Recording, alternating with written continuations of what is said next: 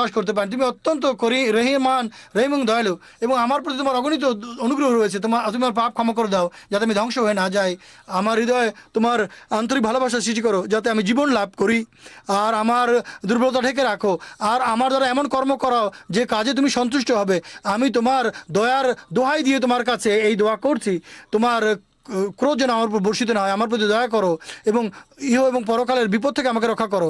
সকল আশিস এবং কৃপা তোমার হাতেই রয়েছে। আমিন। এবং এই সব দোয়া গৃহীত হওয়ার জন্য এটিও অত্যন্ত গুরুত্বপূর্ণ আমরা যেন বেশি বেশি দরুদ শরীফ পাঠ করি।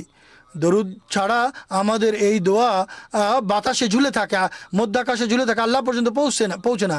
অথবা আল্লাহুম্মা সাল্লি আলা মুহাম্মাদিন ওয়া আলা আলি মুহাম্মাদিন কামা সাল্লাইতা আলা ইব্রাহিমা ওয়া আলা আলি ইব্রাহিমা ইন্নাকা হামিদুম মাজিদ। اللهم بارك على محمد وعلى آل محمد كما باركت على إبراهيم